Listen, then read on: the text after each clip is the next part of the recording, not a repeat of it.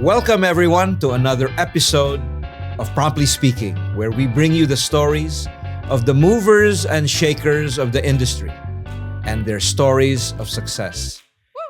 Today, we have a very special guest. He is Peter Maquera, the CEO of Microsoft Philippines. Let's welcome him to the show.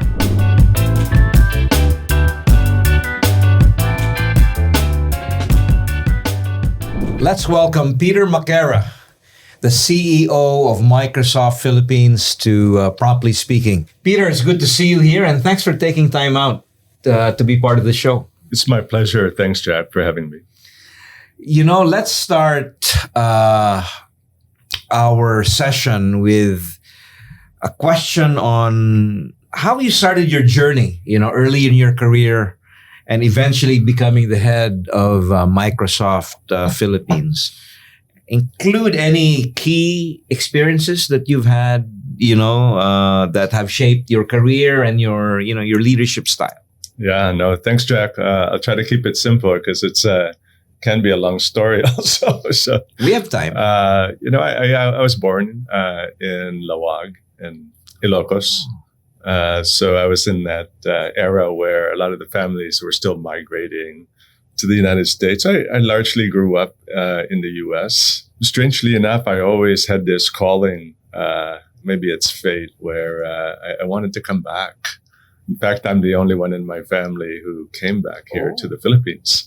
So I've been back since the late 90s. I think I'm not alone because there was this huge contingent of people like myself, especially the bankers from Hong Kong. So we were all here wanting to do something positive for the Philippines. I actually didn't have a job. I wrote a business plan for an idea. And fortunately was able to get funded, and along the way made some amazing friends. So got into BPO industry with SPI Technologies at the time. Had a nice run, and then joined Ayala Group. So that was fun, more on the investment side, and through Ayala also Globe Telecom. And I think because hyperscalers and telcos are natural partners, to be selling cloud, you need connectivity. And I think I got noticed in that way, and got a call from Microsoft unexpectedly. And just that I didn't really expect much. But one of the things that they said to me that really caught me was, we're looking for somebody who really understands the country and wants to do, something positive. At the same time, we want that person to learn about Microsoft so that you can put us to work to solve your country's problems. So that was such a hook for me, because that's very much why I came in the first place. But let me pause there. Wow, it's a much longer story. That was the quick quite version, a story there, Peter. But let's take a step back. What was that business plan that you wrote that you took with you when you came here and came back in the late 90s? You want to get a headache? So this business plan was asset-backed securitization. Wow. So in simplest terms, it's bond trading. So issuing mortgage and auto loan bonds so that we could lower the cost of borrowing for people. Wow, I didn't know you were also a banker by background. I don't know that I call myself a banker, but yeah, no, it was, that was part of the giving back idea. And as part of that business would be loan servicing. Mm-hmm. And so at that time, it wasn't a mature idea. So we were doing a lot of loan servicing, and ironically, that's how I got into BPO also, because it's back office processing. Correct. Yeah. I missed you by a few years because I was also with Ayala until that's right. early 2000s. Yeah. And then I took care of the Globe, Ayala Port? Corp, yes. The data center business. Oh, that was part of it. Yeah. That was part of it. Yes, it was Mark Javier who was doing that. I'll take another step back, Peter. You left the Philippines during your high school years? I was a kid. I was 7 years old. Oh, wow. So how does it feel, Peter? You've reached the pinnacle. Well, almost the pinnacle you're at top of the ladder, leading, hundreds, and in your past roles, thousands of people. How does that feel? You came back and now you've made it. Is that the feeling? I don't have the words. It's incredibly humbling. I can't believe how fortunate that I've been, considering I came here with no job and I don't really speak the language very well. So just I feel very fortunate, actually. I don't even have the words to say. That's so humble of you to say, though. The funny conversation was it took a while for me to explain to my mother why I'm here. It's like, son, why are you there? We gave up so much for you to have a better life, right? So I don't know. Maybe in the beginning she thought I was living in the, just toughing it out in the province. Too idealistic, maybe. In the beginning, because it was pretty rough going. The Philippines was not the safest place. Late 90s? Late 90s, early 2000s. Remember, in the early days of BPO, you first had to convince people that it was safe to come here. Absolutely. You were first selling the country before you were selling what you could do, right? Because you were on CNN because of kidnapping center. So it took me a while. It took me about 5 years before I finally figured out. Trying to explain to your mother asset-backed securitization isn't the easiest thing to do. And in the Philippines. But then it finally hit me, and in a way that she could understand. And I said, "There's no place like home." And then it started improving. The Philippine opportunity became more and more apparent. And then so about maybe 10 years into my journey, people were saying, "How did you know?" Like, I didn't know, right? We're just really fortunate. And how old were you when you pressed that button to come back? I was probably in my 30s at that point. Wow. Yeah. By the way, when you speak to your mom, do you speak in Ilocano? My wife does. My wife's Ilocano. So. But you don't speak it. No. That's pretty useless. Where did you meet your wife, by the way? I met her in Hawaii.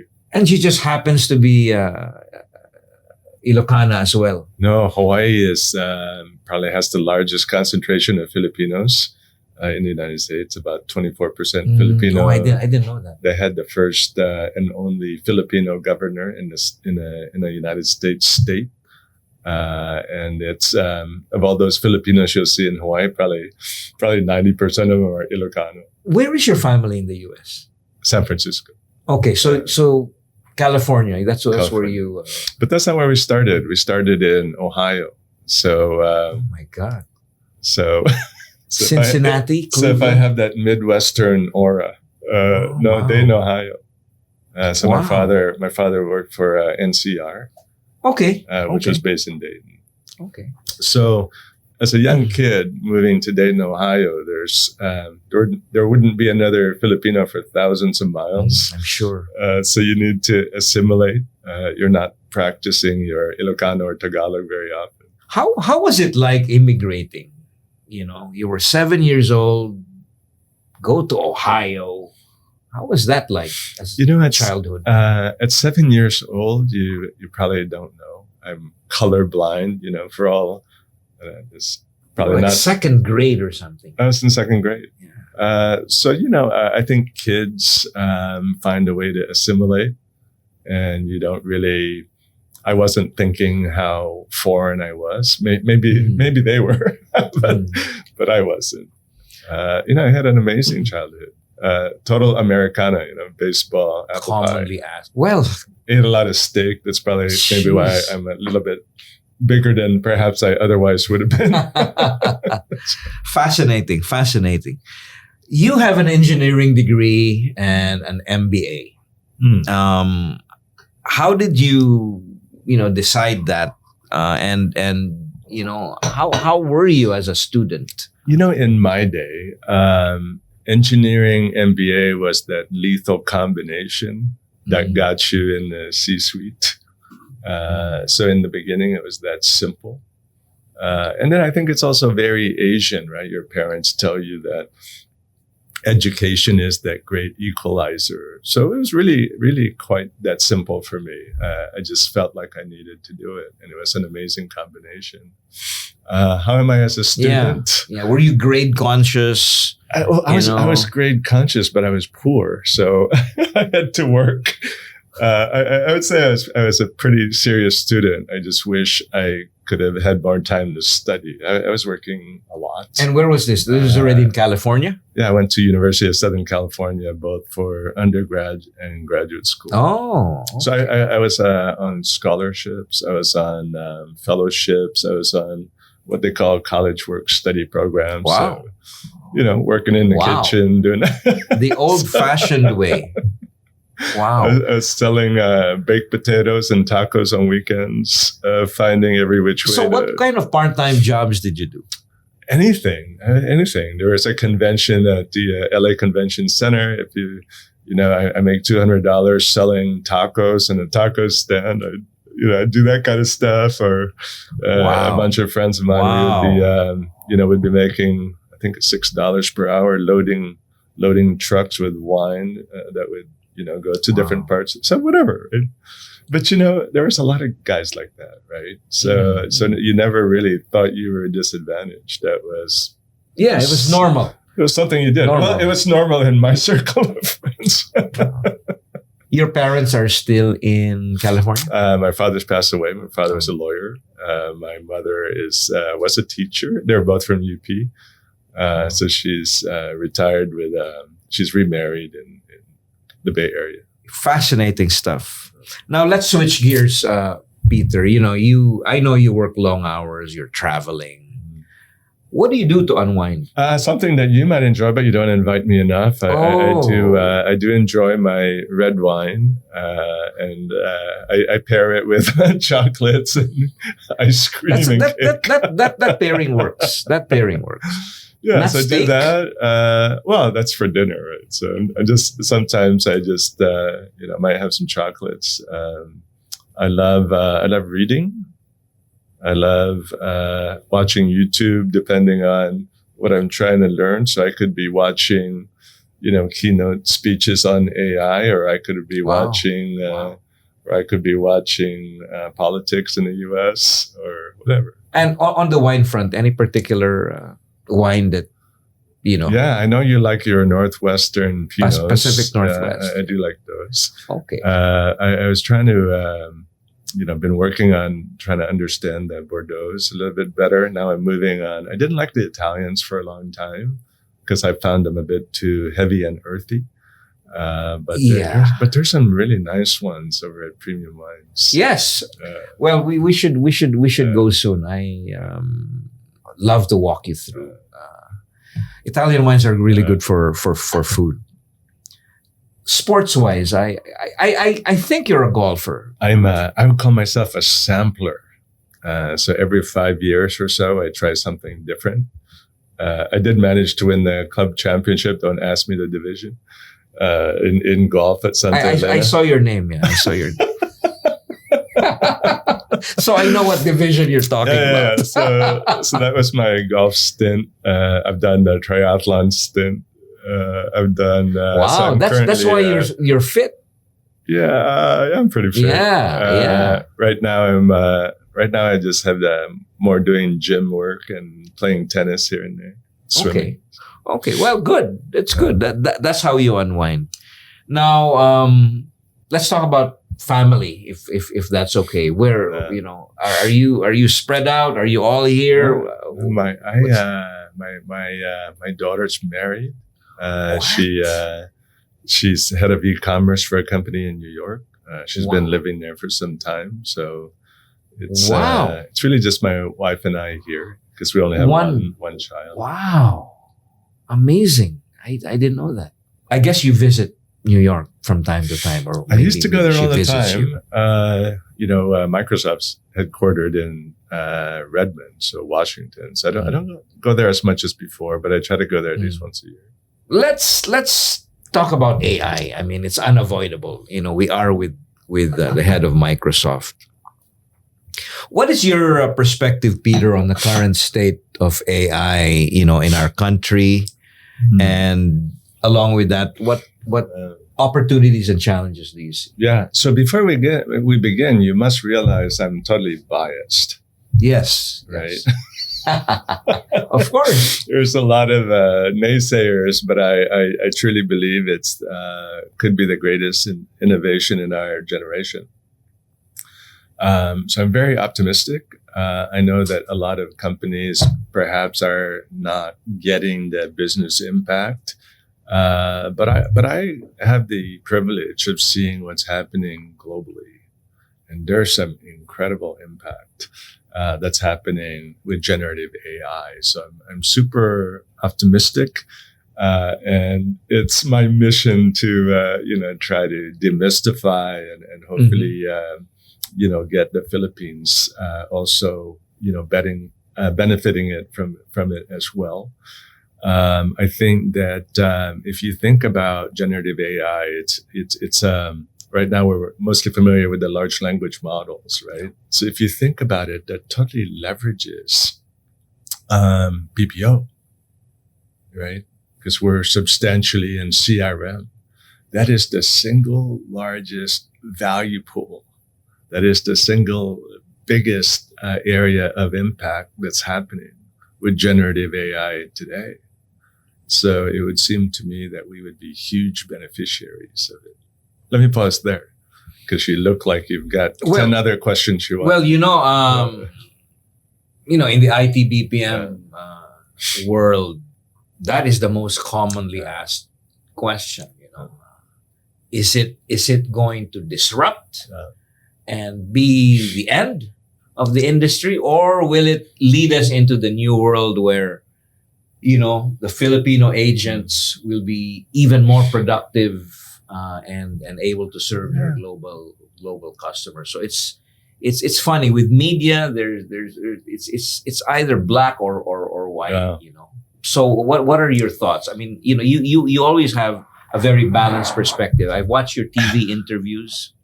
What you say. It's always very balanced. At least you're not seeing me as biased, so that's good. No. No, I think, of course, it's going to disrupt. Of course it will. I mean, it's just so transformative.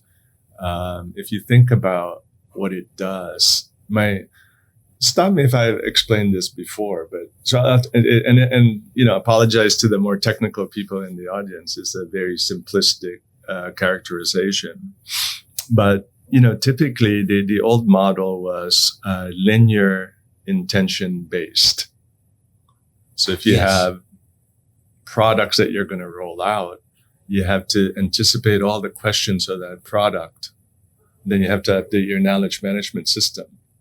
And historically, because of the limitations on the technology, you would end up with thousands of products the more promotions you would do, right? So if I have in telco, if I have a different bandwidth, it's a new product, right? New offering, new product. Before you know it, you have thousands of products, and you have a really complicated knowledge management system. So the reason it takes so long to answer is you're getting the question, looking at the knowledge management system, going through the stuff, coming back with the answer. The average is 20 minutes. And you typically have to hang up because you're frustrated. And then, you just never get the right answer. So the big difference about generative AI is it's context-based, right? So you don't have to program all of these intents. Just when you start chatting, it knows the context of what you're talking about.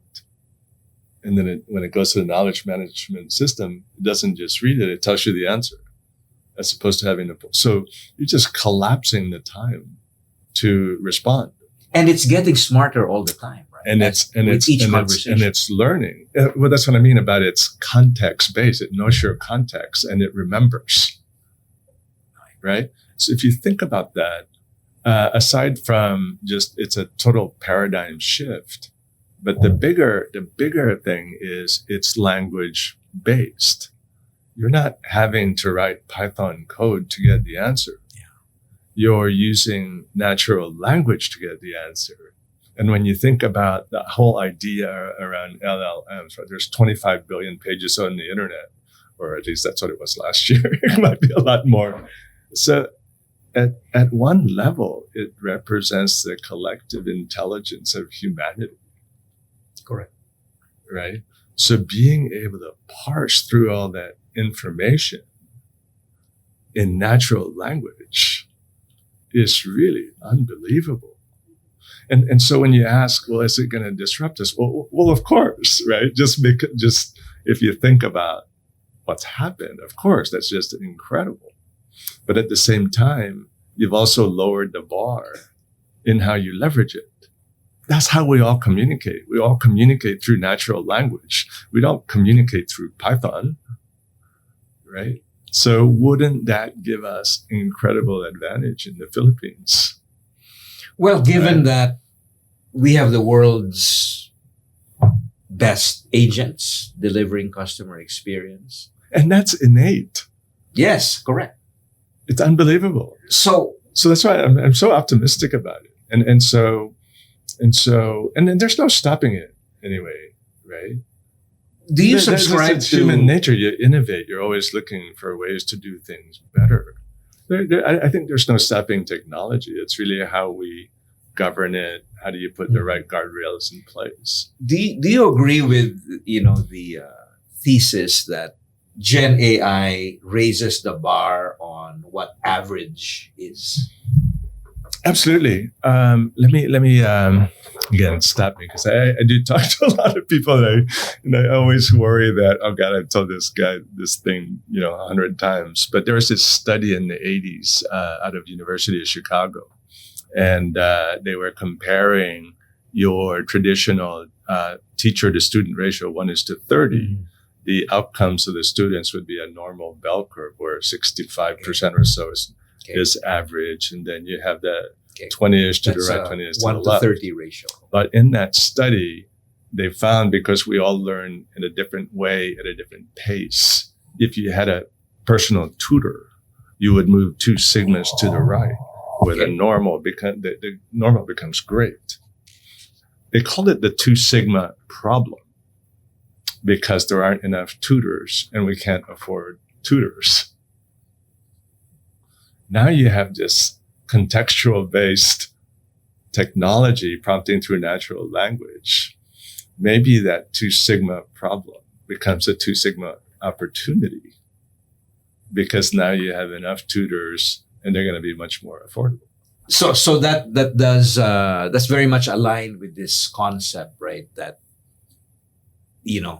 Gen AI tools have really benefited the average performing agents. So will it raise the bar? Of course it will.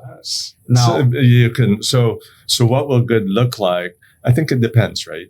If we all use it and it all adapts to us, potentially we could all, that bell curve becomes just a straight line on great.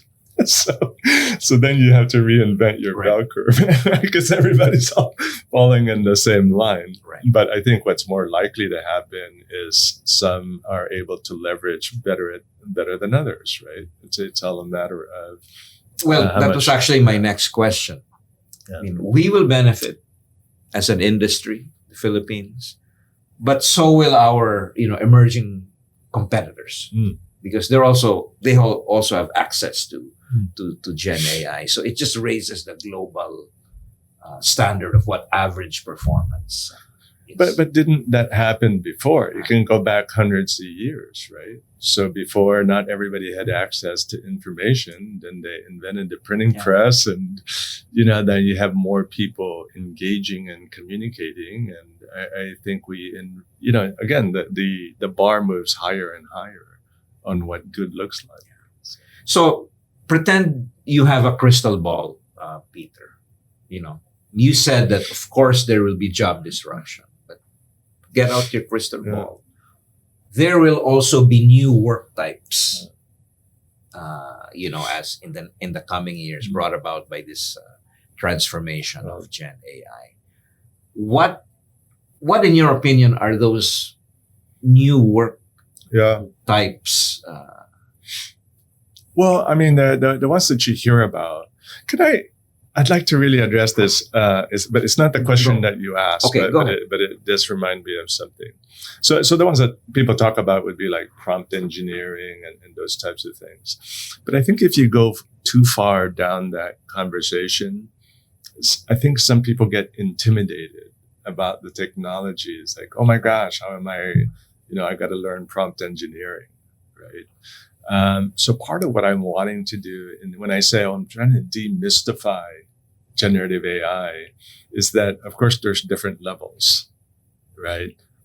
Little shameless advertising. You could pick up Microsoft 365 Copilot today, right? It's got Teams for collaboration, Outlook, PowerPoint, Excel. It has generated all the OpenAI technologies has been integrated with M365. You could use that today with very little training, and you're doing incredible things, right? You don't have to go to engineering school, right? So a lot of us could get started today with very little training.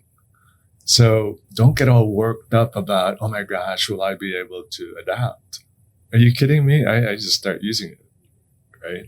Now, there are those new jobs where, look, if you're trying to be an engineer for OpenAI, I think there's only 300 engineers there. So even if you get into Stanford and finish engineering school, you might not get in, right? So that's the extreme level of these new jobs. But there's all these jobs in between, like prompt engineering and so on, or you could be a strategist or an architect around how you design the new business model of an AI confident company. So I think there's many, many different types of jobs, but there's a lot of things you could do today, right, with very little training. What would you say to upcoming university graduates in terms of advice on what to focus on, as they complete studies to prepare themselves for the future of work? Yeah, no. So that's it, right? I think what's interesting about this generative AI is it affects every industry. It affects every function, right? So whatever it is, we are only 200 yards into a marathon. Nobody's really that far ahead of us. It would be quite a shame to not get started, not just get moving on it, because we're at the starting point like everybody else. I look at this I look at the skills needed in two buckets. On the one side, there are some specific domain skills. So I'd like your thoughts on that. I mean, it's what parts of... No, but this is my point about don't overcomplicate it, because we don't all need to be engineers to leverage generative AI. You can know nothing and leverage generative AI and have a meaningful job, because you don't need more. Like prompt engineering is not really technical, right? It can be, because remember, you're training the models on your own data sets, right? If you're working for OpenAI, that's going to be a really technical job, right? If you're working more, and there's different levels to it. Like, let's say you're training it specific to your own data sets in the HR department, right? I think there's a lot of tools today, like on Microsoft, whether it's M365 Copilot or Azure OpenAI. There's a lot of accelerators, and you're learning from so many others. Really interesting comment by Satya Nadella in talking to the Microsoft team. It's like, the magic isn't our technology. The magic is when people become confident about using the technology and they invent ways in which you never even thought of, right? And when you think about the generative AI platform or the internet or the cloud, there's a lot of really smart people putting that platform in place.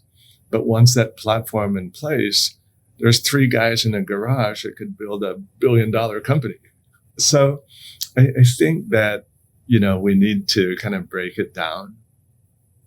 There's a lot of things that you can do today that's amazing. And you don't have to say, well, I have to go to school and study prompt engineering first. Good answers. Going back to the Philippines, Peter, what is Microsoft's role, or how do you see your role in advancing AI? I mean, obviously, you're very visible. You're always being interviewed. What can we expect from Microsoft? Gosh, what a privilege it's been, in this company, right? Interesting company. So started in 1975, Bill Gates said, I'm going to put a computer in every desk. And I think we've largely done that, right?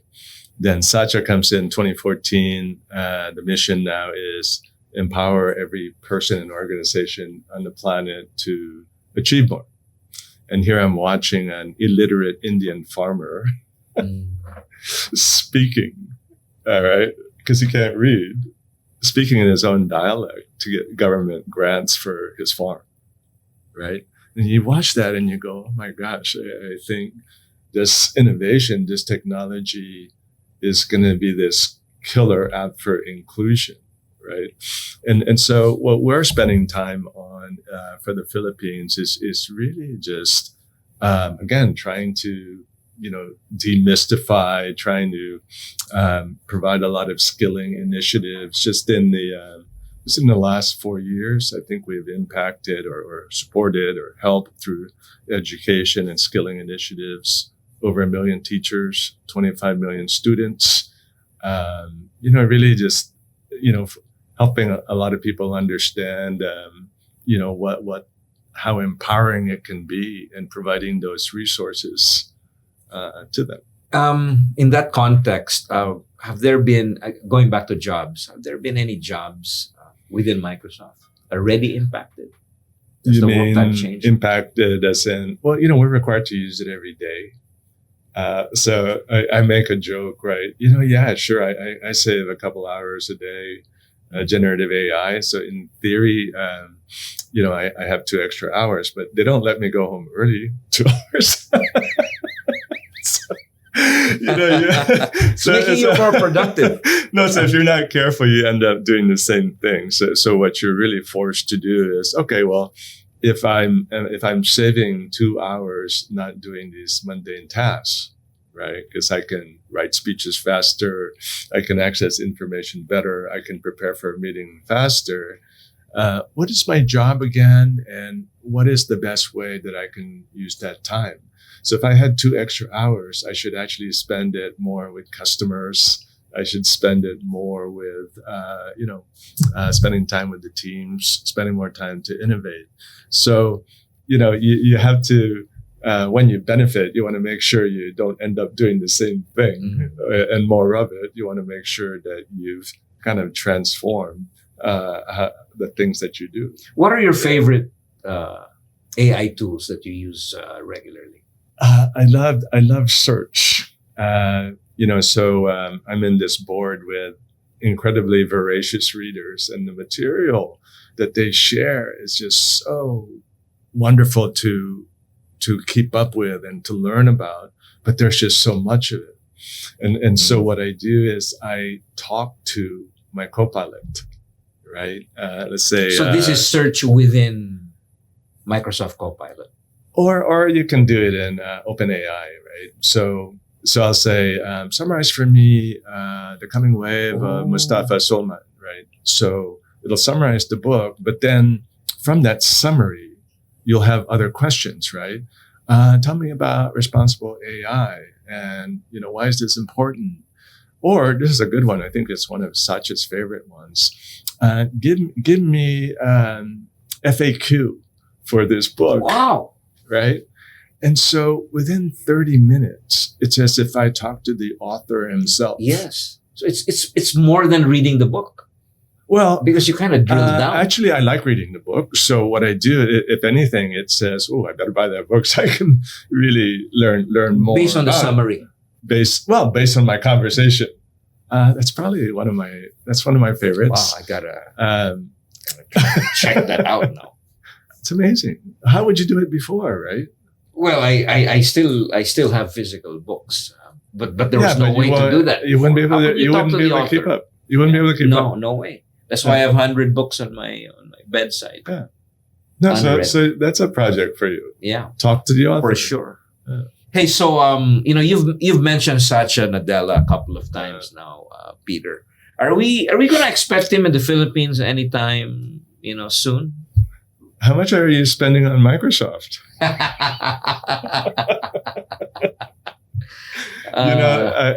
That Satya Nadella is such an inspiring. The guy's a rock star, right? And there's just incredible demands for his time. I think with the increasing, the emergence of Southeast Asia and the Asia region, I think hopefully soon we end up on his tour. There are some big investments happening out here already. I think you might have seen like the data centers in Malaysia, Indonesia, Thailand. So hopefully, as our market also starts maturing more and adopts more, I think that's how we get the rock stars to come visit us. I think we're not that far away. Okay, well that's encouraging. Peter, we're going to move to my favorite part of the show. Should I be afraid? No. What I want you to do though is just to respond briefly with the first thing that comes to your mind to these next 10 rapid questions. What is your most prized possession? Gosh, my most prized possession? I guess at this point it's my co-pilot. Fishing or golf? Golf. What is your favorite toy? My golf clubs. Good. My tennis racket. I'm not playing, tennis racket. I'm not playing golf at the moment. Okay. Favorite city in the world? I do like New York. Okay. Well, your daughter's there. What is your spirit animal? Tiger. Describe your job in 3 words. Holy shit. No, sorry. That's 2 words. Well, that's a lot. No, it's intense. There's so much, but it's so fulfilling. Yeah, yet you remain so cool and calm. Movies or books? Books. If you could swap jobs with anyone for one day, who would it be and why? Satya, maybe. Just to see the what he's seeing, the conversations he's having, just the thoughtfulness around, the best way to, I forgot how it goes. The best way to prepare, the best way to determine the future is to be the one to shape it, invent it. Just the foresight, the clairvoyance is unbelievable to me. Amazing. Who inspires you the most? Can I say I'm inspired by the leadership at Microsoft, to be honest. Okay. Just the thoughtfulness to me is there's some really smart people in there. Who thinks up all this stuff, right? When you think about what's happening, and when you hear about. So I just came from a 1-week strategy session, our annual kickoff. It's really inspiring. Wow, great. Describe Peter Maquera in 1 word. 1 word. Well, I hope the word would be real. I really want to thank you for taking, your valuable time out to, have this conversation at IBPAP. I can't wait for our next conversation, and we will have some pretty good wine the next time. It was a pleasure, Jack. Thank you for having me. Thank you so much. Woo!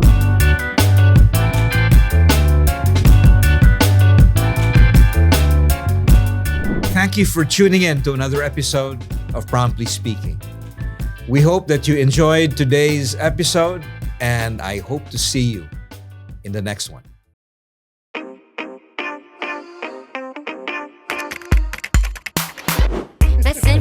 information technology, and business process management. We are coders and programmers, agile animators, illustrators, auditors, analysts, from consultants to managers, nurturing nurses and doctors, data developers and testers, VA smiling CXRs and artificial intelligence engineers. Oh wait, there's more. We are problem solvers and number crunchers. We speak in several languages, including Java, Python, Python, and so on. And on and on and on. We create heroes and villains. We gain experience and level up in life.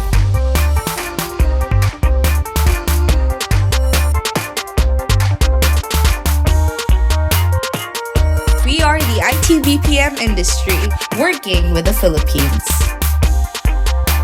Join us